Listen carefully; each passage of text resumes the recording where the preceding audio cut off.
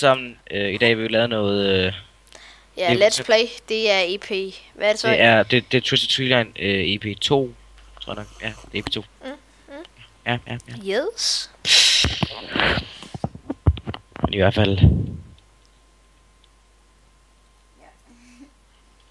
Hvis du gerne vil glemme lidt. Sådan der. Jeg tror, vi vil vende game. I 2 sekunder, YouTube.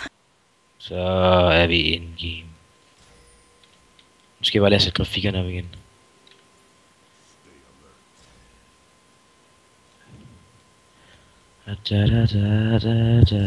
Hey YouTube, så dudes. Og siger du det igen? Ja, det er fordi, jeg lige har været gået væk, men hallo, tror du ikke? Jeg har jo fået min harddisk i. Stabil FPS 60. Nå, det er fordi du også filmer, eller hvad? Ja. Jeg troede, at jeg sætter lige very high. Det skal det gøre. Ej, det er dejligt igen. Før der var det bare sådan...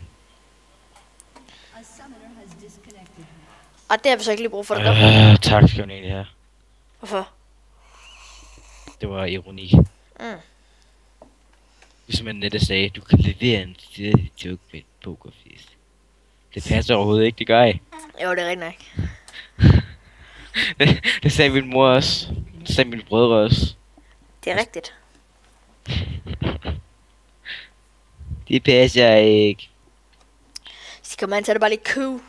Ej, Tolak. Mit D, det er normalt Ignite. Ej, det sidder på en mærkelig måde for mig. Fuck, man! What the... Deuce? Nå, de får alligevel smæk. De er 3, er det ikke? Nej, det er det ikke engang. Han er passiv, den lyder.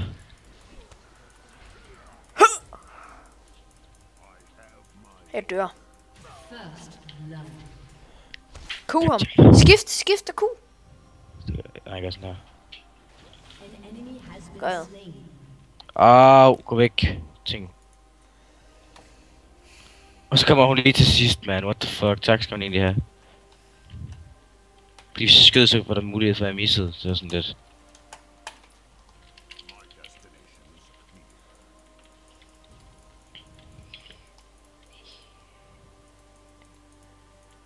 Jeg køber sgu bare en Trinity Force.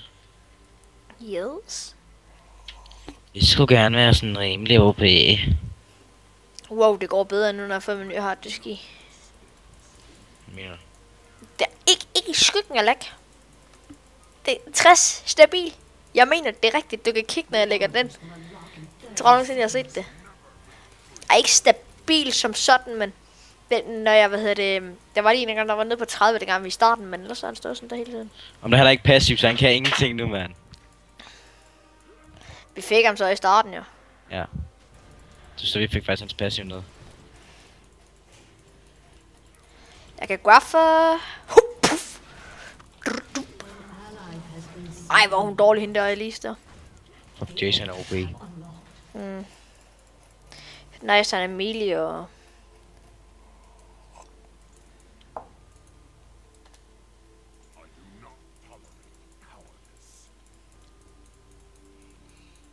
Fuck day.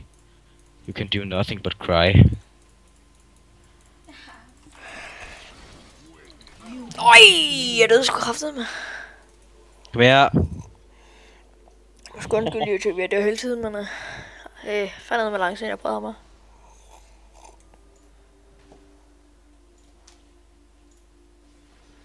Så kom. Nothing to do. Så er det lige mana. Det var derfor jeg brugte det. Det var på AP der. Ja, det er jeg ligeglad med. Bare for mana. Du får fucking lidt.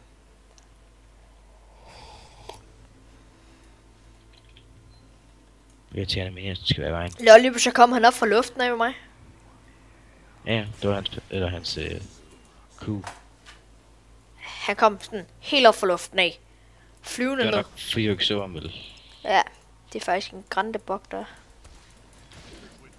Vi skal ikke feed ham der Dr. Mundo, han kan blive så OP. Fuck, vi damager. Skifte. Ej, det er low. Fuck, han er low.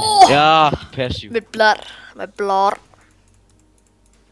Master Blade er faktisk også rimelig OP. Hvad?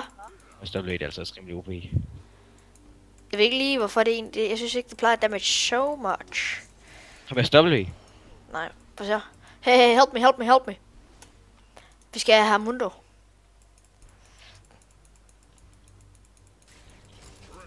Bunk. Skal jeg ikke skide.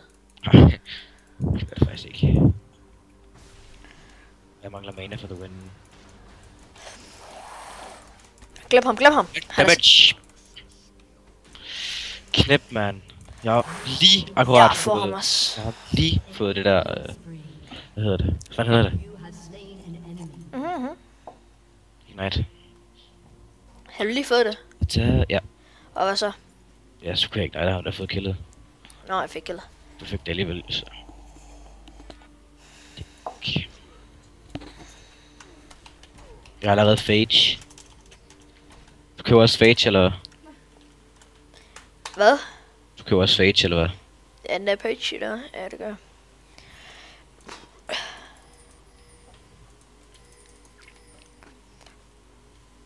Hende der, hun fatter ikke en skide.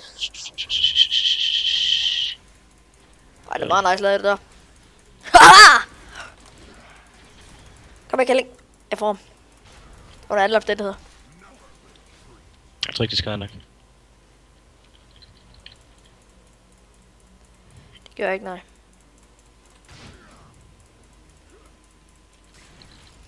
Jeg håber snart, jeg kan få fat i ham der. Fordi han er altså noget over som den der... Jeg kan altså også godt blive OP, hvis jeg lige bliver feedet en lille smule. Hun fatter ikke en skid hende der. Nej. Hun fatter alligevel så meget, så hun fik en del af ham der Mundo der. Jeg kan lige hjælpe her. Ej, en perker. Han er passiv op. Lille bøse der. Og så skrider han bare flot. Jeg kigger aldrig om ham, der er passiv op. Det er fucking irriterende. Så jeg seriøst ingen grund til at opgradere ham med sult. Nej, det gør jeg så heller ikke. Jeg kan ikke lige se, hvad det gør. Sådan specielt. Pis. Grabbe. Nej, jeg forsøgte sgu. Eller det gør jeg så ikke, ja.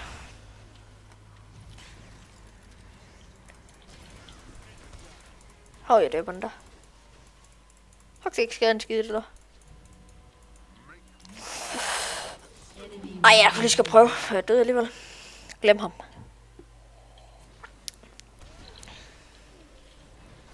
Får ham ikke. Nej, det giver hun. Jeg havde også fået det. Perker. Så godt, jeg har fået det, ikke? Han får det. Kæft, hun er rimelig okay. Hun er okay hende der. Det skal hun have. Det er meget nice lavet der. Selvom det er okay, yes. Jeg skulle lige til at gå ud med et spil, fordi jeg er på vej dernede, men det går ikke den her gang.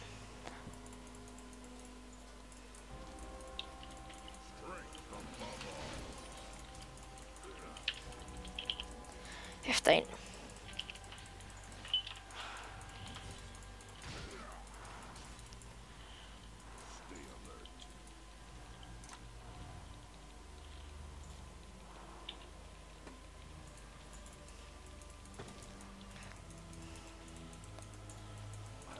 Fuck, hun er OP til lastet. For kig, hun har 37. Det er ikke engang ret meget.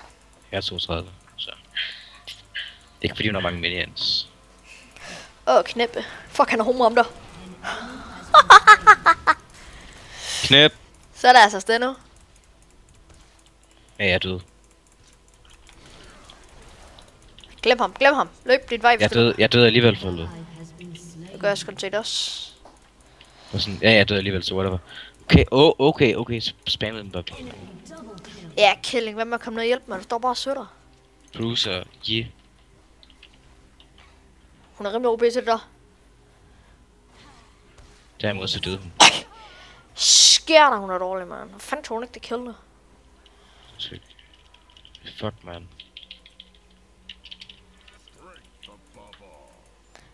Jeg gider ikke engang købe en hexdrinker, som der står.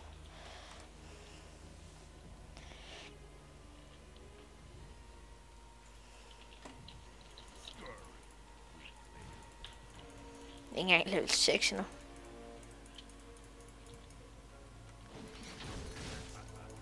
Lad være. Sorry. Tak for lort. Jeg skal have en frozen. Det er ikke for, om jeg lægger.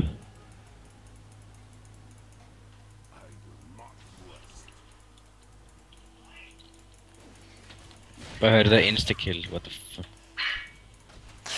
Knep.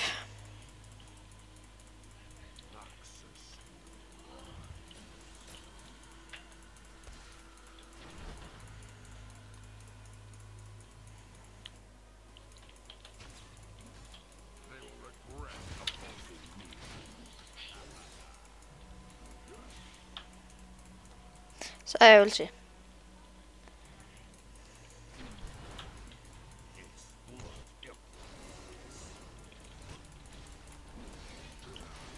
Den vej. Knep. Fuck, han er low life. Fuck Atrox, han damager. Han overlever. Nej. Det vil hun ikke. Det er det lad. Ej, hvor er de dumme, mand. De kunne have fået hende. Bare sådan lige. Og så vender de om, sådan, fordi de tror, de har en, så flasher hun. Så står han med i en. Hey, hun kan nakke ham. Ja, hvis hun popper stun. Skal bare stun den der æderkop. Nej, lol. Lige det hun gør det, der kommer den der jumpe. Det er flabeladet. Det er bare heldigt. Det er sgu ikke first time, der. Det var heldigt, for det var heldigt.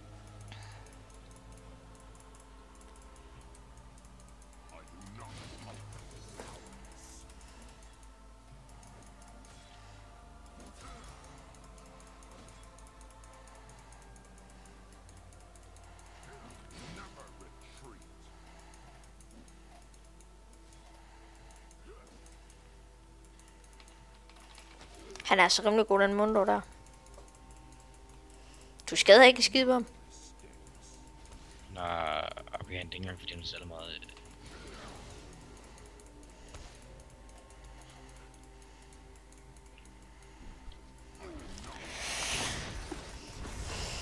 Fuck, man. Og så står lige sådan en perk der, man står og spammer mig med lort. Bump ham væk, pluk ham væk for helvede. Løb. Jeg vidste det. Der fik han lige en burster.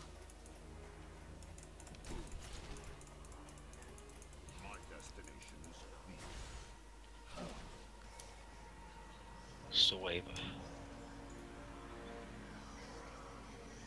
Nej. Jeg har ult nu, så jeg kan teamfight ind. Eller tage en.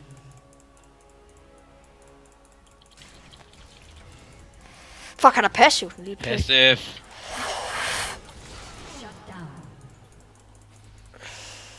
Lige om lidt. Og så. Fanden. Det var ikke nødvendigt. Ved du, hvorfor jeg gjorde det? Det ved jeg ikke. Det er fordi, jeg havde mit ulti op. Det var dumt. Jeg fik sgu da 2 kills med dig. Hvor jeg sgu da. Jo, jeg fik Artrox så. Nå ja, men altså, er jeg nok om det, det fik du ikke rigtig noget ud af. Jo. Jeg synes, det må du selv om. Jeg synes, det var meget nice. Lige at flashe altså, op i ham, og så. Altså, du fik killet, og du døde for det. Jeg fik 2 for 1. Ja, du var. Og jeg havde mit ulti op en gang til. Og du var på spree, og det var han ikke. Nej, jeg var sagt mig ikke på spree der. Jo, for du havde da lige fået nogle kills, er det ikke? Jeg har fået 1 kill. Den er stadig mere end dig. Hvad? Det er stadig mere end dig på det. Men du fik selv skænket 2 af killsene. Hæft, hun er dårlig, mand. Hun dør hele tiden. Ej, jeg ved sgu ikke, hvordan det går hen.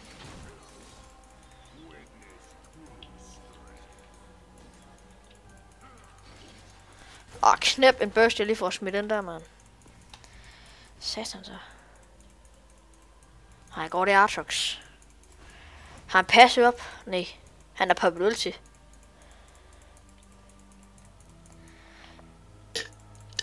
Bump. Godt ramt. Jeg troede kraften lidt var i fight. Fordi så er der nok en god, der kommer ind og hjælpe nemlig.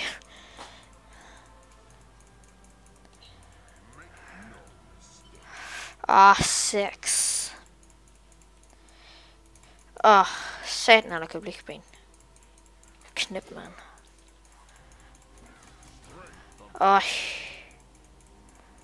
Jeg dør på den her. Bank. Nej, det har jeg gjort så. Hun dør så også nu. Eller han dør så også nu. Så hvorfor fanden hopper du så ikke op i luften, Kælling? Ja, hun fik det. Ja, det er sgu da klart, når hun nakker killet. Ja, det er bare fordi, der var alle mulige andre killinger.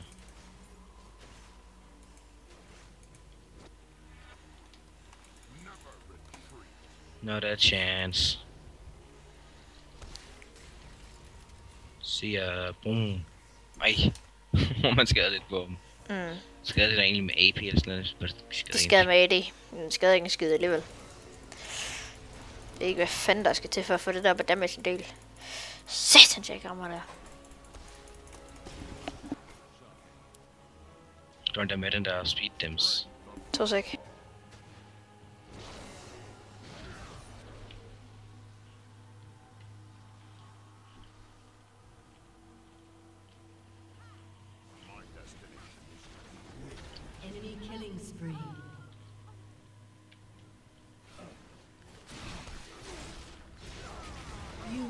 Slain.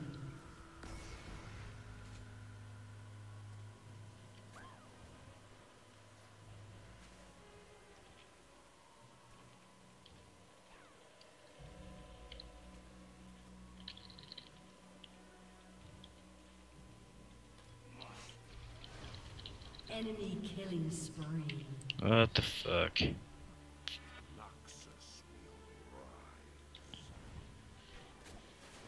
Your turret has been destroyed.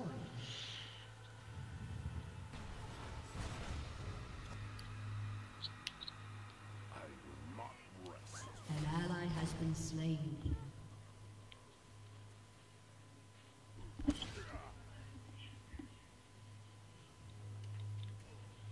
Make no mistakes.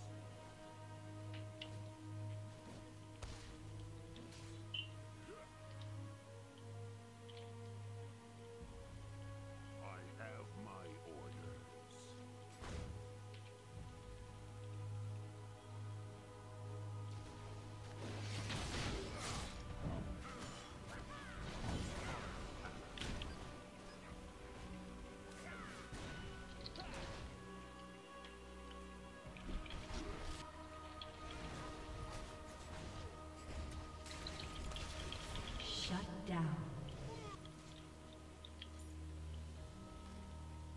I do not tolerate cowardice.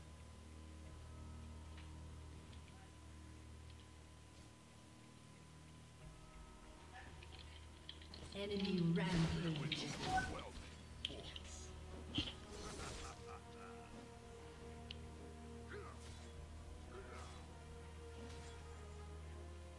An enemy is unstoppable.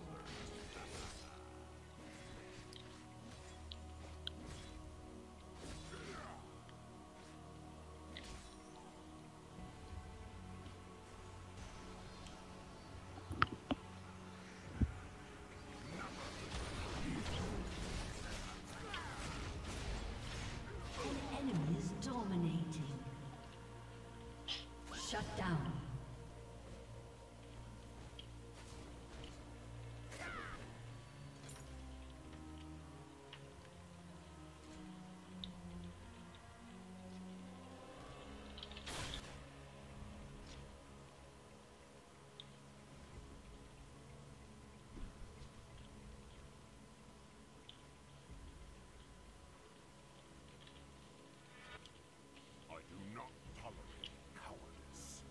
Ja, jeg kan nemt også gøre. Ja. An enemy has been slain.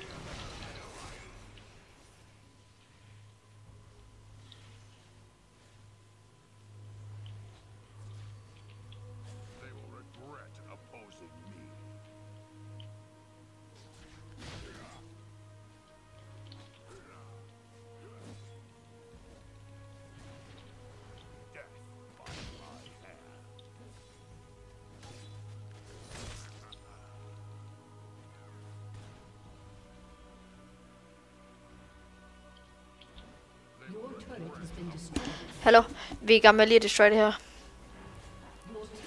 destroyed a turret. Pisse til mig, hvis der er noget der. Er det egentlig ikke en F? Jeg faktisk står lige heroppe. Han er i gang med nok, men det går ikke særlig godt. De kæmper mig bare fuldstændig, man. De er fucking awesome. Your turret has been destroyed. Den der Atrox, ikke? Mm. Den er mega OP. Vi bliver knippet, bare det så jeg ved det. Ja, GG. Your turret has been destroyed. Sådan en fejl der skal man ikke lave.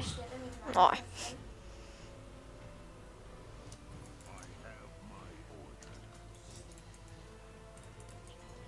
Oh my god. Nå. Ja, Men det var i hvert fald de syge, der er en epic. vi ses. Vi ses Ses, det i YouTube. YouTube. Hej.